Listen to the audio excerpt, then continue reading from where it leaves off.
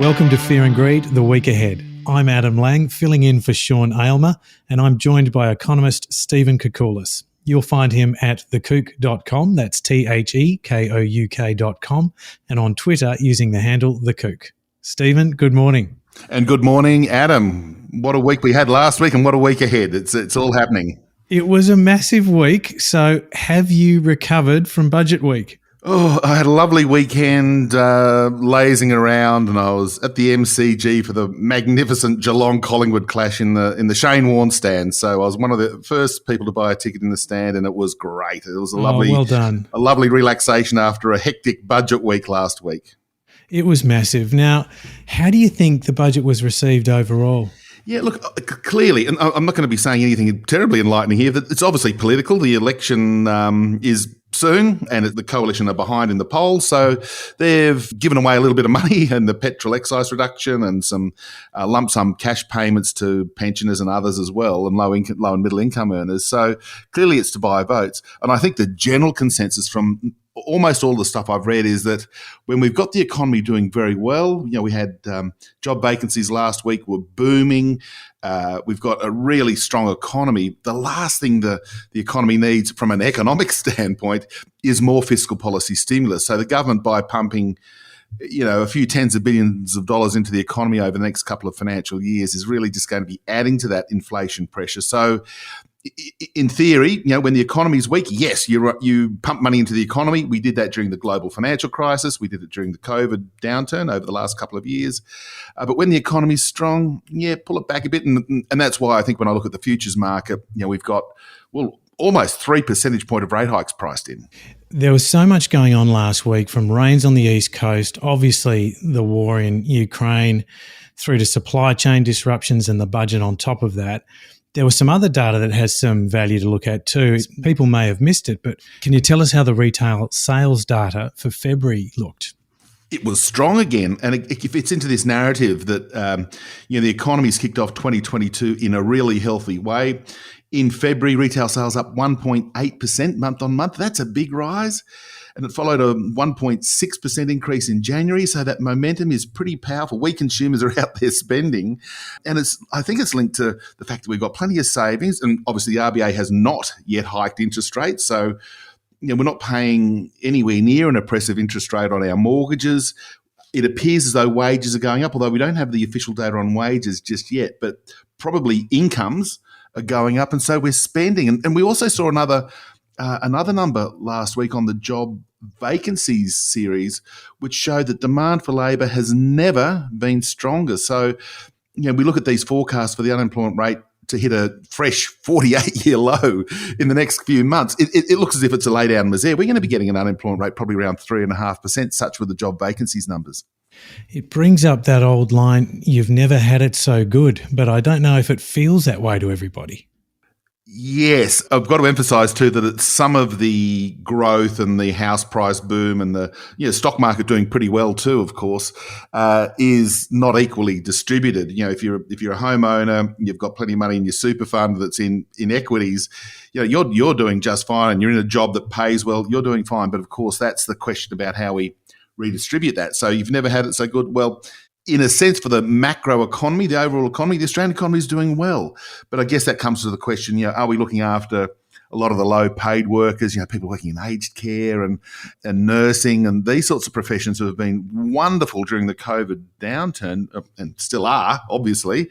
And are we really paying them enough? And I think this is going to be one of the political issues as the election campaign really hots up. Labor's going to be going hard on while the economy's doing okay, your wages aren't keeping up with inflation, and the coalition saying, well, we've got unemployment down, just wait, we'll get wages picking up. So I think that'll be one of the critical economic points that's going to be debated as the election draws near. Yeah, the truth of it always tends to be that some have never had it so good rather than everybody. Correct. I think that's the word we should be putting in there. Now, there was also some data on building approvals. How did you see that? Strong. They're up 43% in the month. Yeah, they're a really volatile series. If you get a couple of big high-rise apartments being approved in the CBD areas of the cities, you've got hundreds and hundreds of units, and that's a big percentage change. So nonetheless, we also saw freestanding housing approvals going up too. So building approvals, which had been sort of trending down, remember there was a bit of a bring forward of building activity from the stimulus measures from the government during the COVID recession, 18 odd months ago. And so that there was a downturn that was seemingly well entrenched, but this number's just, again, changed all the perceptions, and we're going to be getting, a lot of new dwellings being built over the next 12 months. And on the topic of dwellings, the CoreLogic home sales data, how is that looking? Still looking strong too. What we call a patchwork economy, because some capital cities are booming still. So the information out of Adelaide, Brisbane in particular, Hobart, very, very strong. Sydney and Melbourne have cooled off. Interesting that those two biggest cities obviously have the highest prices in dollar terms, are the ones that for the last couple of months are showing I won't call it weakness, but they've just stopped rising, basically zero growth or thereabouts. So maybe they're going to be the canary in the coal mine. And of course, this is before we've had any interest rate hikes, which of course will probably dampen some of that demand for house prices. Right. Now, on the topic of spending and how we pay for it, how is credit growth?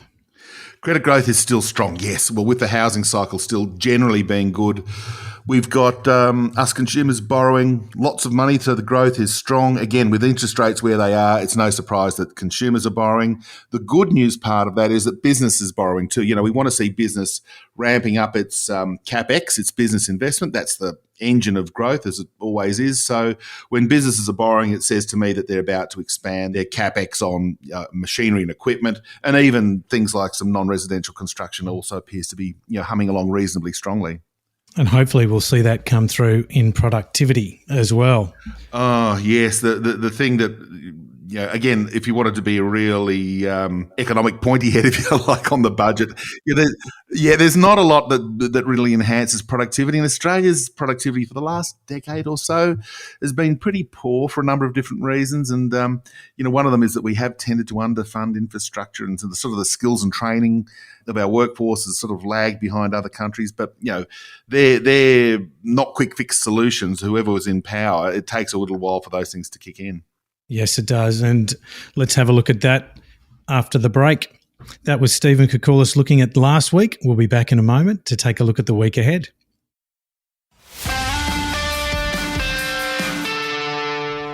So this week, Stephen, the focus is really on the RBA board meeting tomorrow, and pressure seems to be growing to flag interest rate hikes.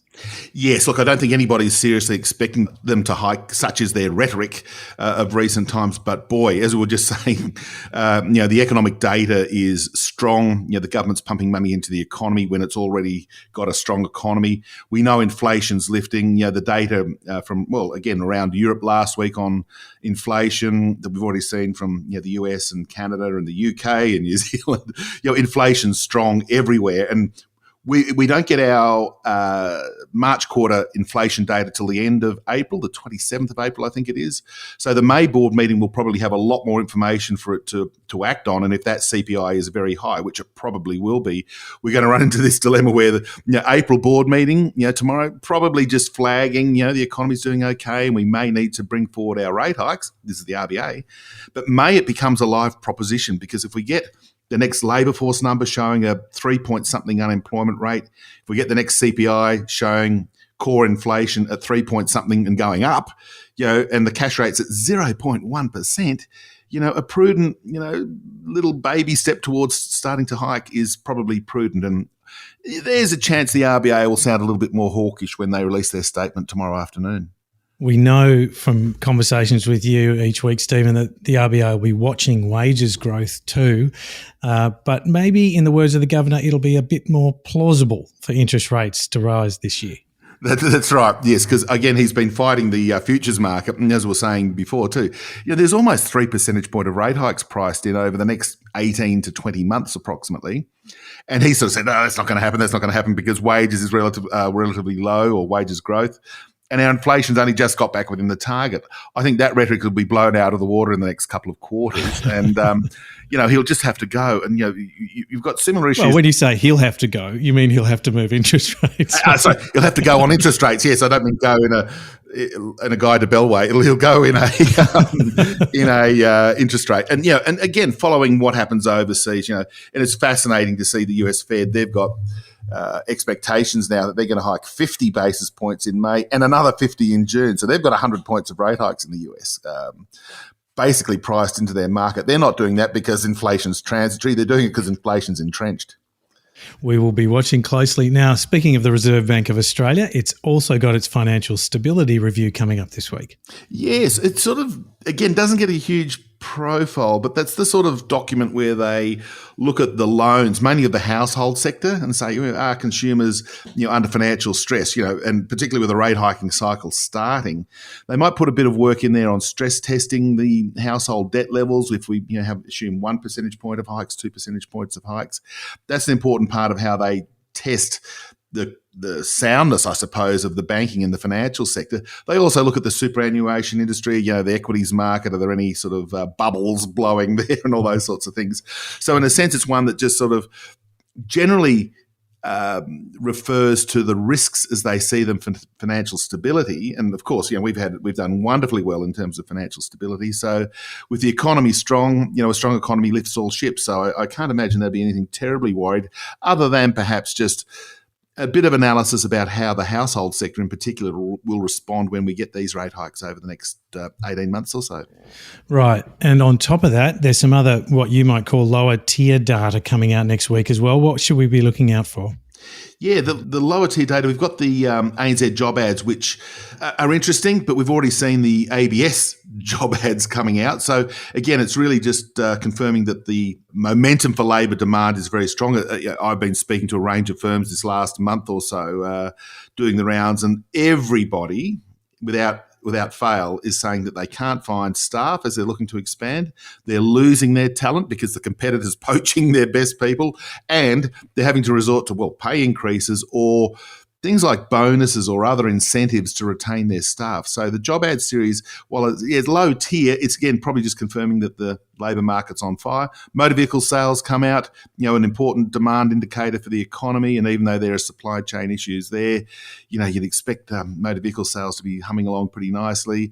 And we've got a weekly payrolls number. It's sort of like a preview of the labour market indicator, and it also has a sort of a wage indicator. Again, it's not gospel. The series has only been going for a couple of years, so we haven't been able to test it very well. But again, we'll assume that there's a big increase in the number of people employed in payrolls numbers, and that wages and incomes growth will be picking up. So we'll look at that for clues of, that overheating in the labour market. That's a terrific summary. Stephen, thank you again, and have a good week. Have a good week too. Hopefully it's just a little bit calmer than last week's budget fun and frivolity. We better stay tuned. That was economist Stephen Koukoulas, better known as The Kouk. You can find him at thekouk.com and follow him on Twitter using the handle The Kouk. I'm Adam Lang, and this is Fear and Greed, the week ahead.